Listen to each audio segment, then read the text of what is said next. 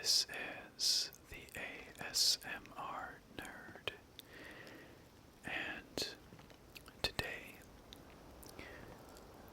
we're going to take a wander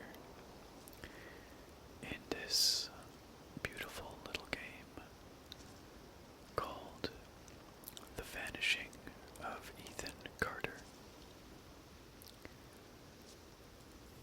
The Vanishing of Ethan Carter is a first-person mystery exploration game, I guess you could call it, in which you play the role of a paranormal investigator,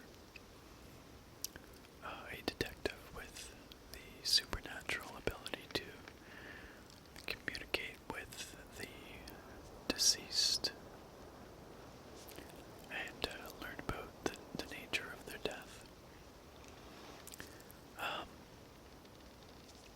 It's developed by a Polish studio that goes by the name of the Astronauts, and it came out later in 2014.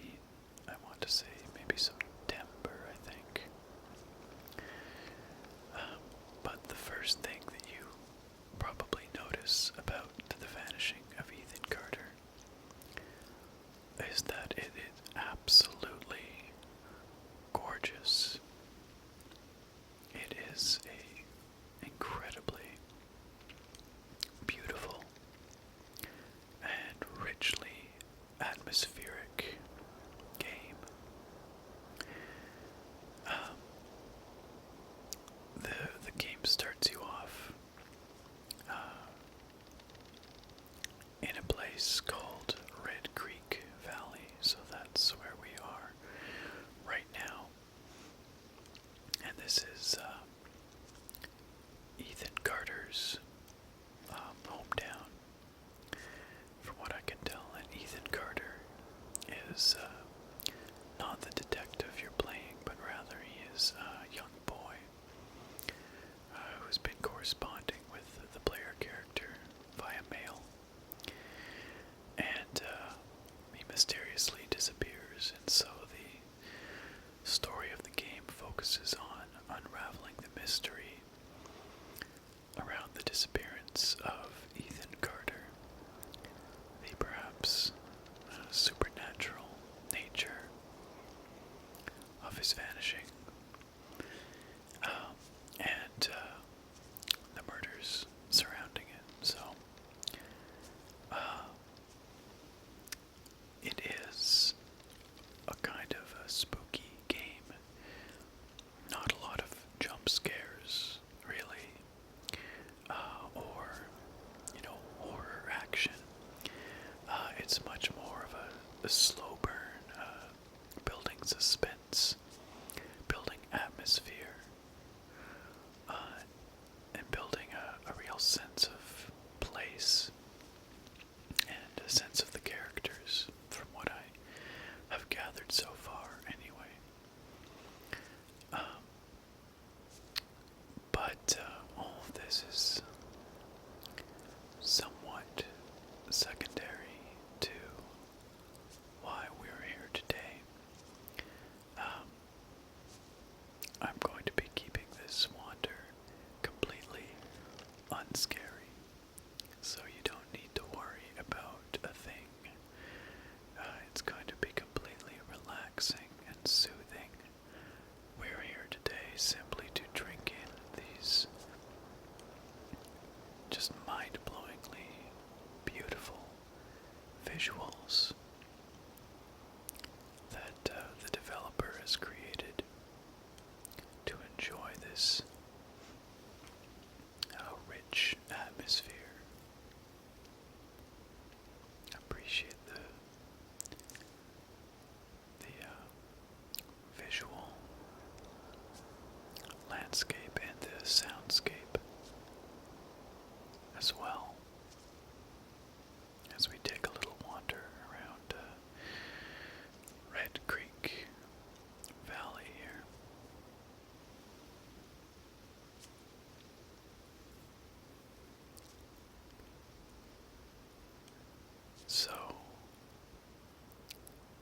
this is, to the best of my knowledge, a PC-only game. And the developers have been able to take full advantage of PC hardware and throw in all kinds of gorgeous effects. But one of the neatest things about the graphics in this game is the use of a technique called photogrammetry, which essentially boils down to using a whole bunch of high-resolution photographs to capture an object from every angle, like these rocks here, like the trees, the planks on this railway, and then import all those images into a piece of software that reconstructs a high-resolution 3D model based on the photographic data. So it builds the 3D model and it textures it with the photographs. And the result is just stunning. It is the closest thing to photorealism I've ever seen in a video game. And that's saying a lot because I spend a lot of time and effort modding my Skyrim, as many of you may know, to look as beautiful as possible. So, the developer has used this photogrammetry technique to create the objects that you see in this game. And that may sound like, oh, how easy is that? They don't have to model anything. But that's not entirely true. Well, the technique does generate these textured 3D models. A lot of work still has to be done to reduce those models down to a reasonable poly count that looks good in game, and to properly map the textures to that model so that it looks optimal. So they get these raw models out of this software, and then they have to spend a lot of time tweaking and polishing those models for in-game presentation. So, while the technique does have its obvious benefits in the fact that it results in these really gorgeous, high-resolution, true-to-life textures and models, it still does require a fair bit of work to implement. But you can see this texture work here. It's just, and the modeling looks so good. It's a really neat technique. And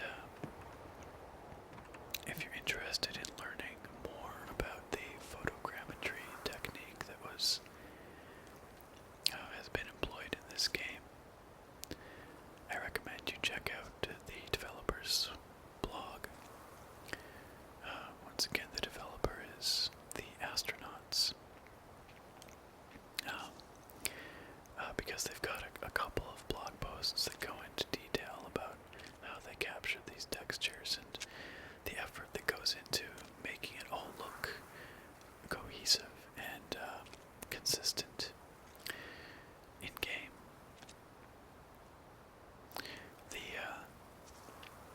One of the lead designers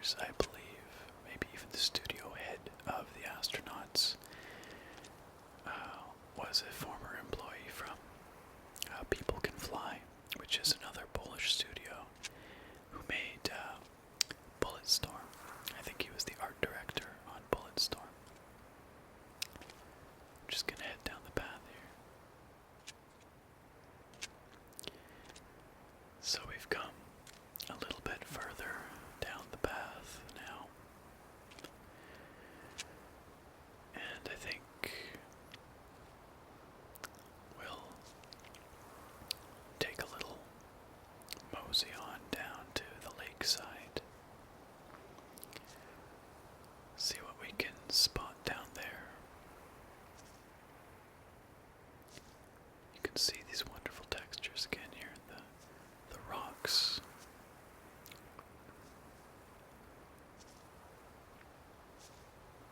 I don't know, maybe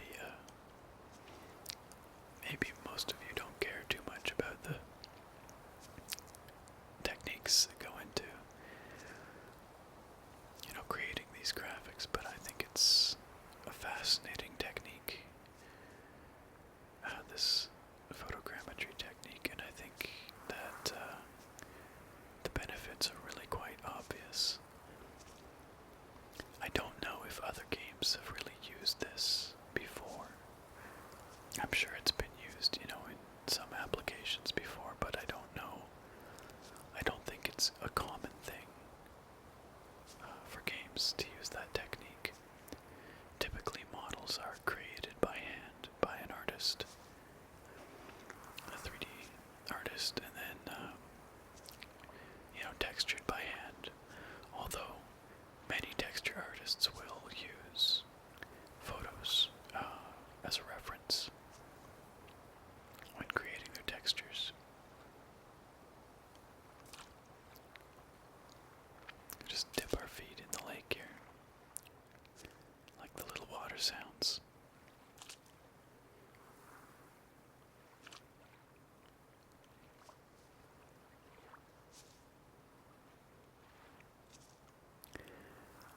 The other benefit of this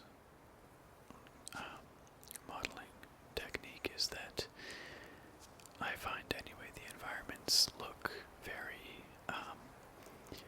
natural in the sense that there's a lot of variation in the textures and in the models themselves, the shapes of the rocks, things like that, the rock faces and the individual boulders and things, they all look different, they all look unique. There's no obvious tiling of the textures or repetition of the models, which really helps reduce a sense of asset fatigue that sometimes occurs in games where you end up recognizing the same thing repeated again and again and again, and that can really ruin immersion, for me anyway, and really break the sense of realism and the suspension of disbelief.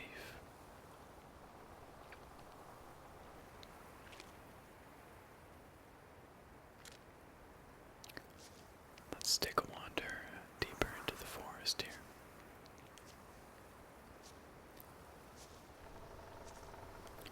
So, I haven't played a whole lot of Ethan Carter here yet. Just a couple of hours. But what I have found so far is that it does not hold your hand. In fact, there's a warning of sorts, I guess, at the very beginning of the game that says as much. It is a free-form exploration and discovery-based game. And while there is an element of puzzle solving, that isn't really the focus. It's not a puzzle game. It's more of an experience along the lines of something like Gone Home, maybe. That idea. It's telling a story through its environment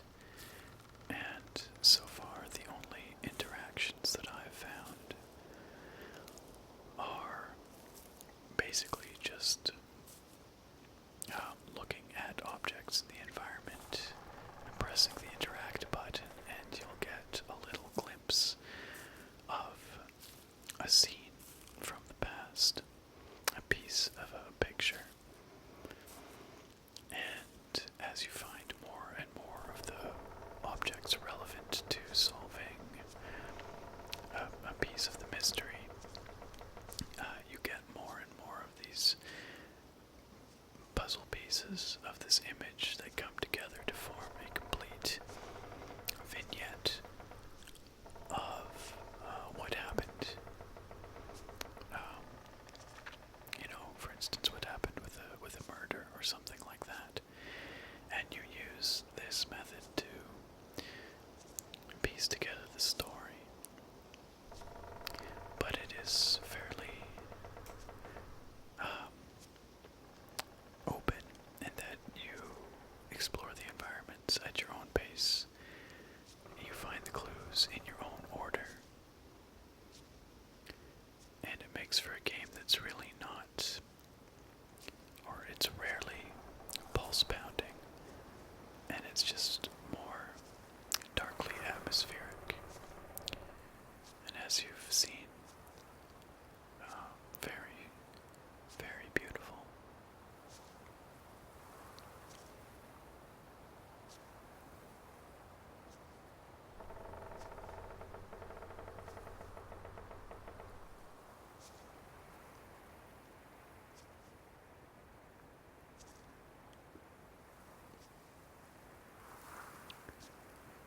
And as we crest this hilltop,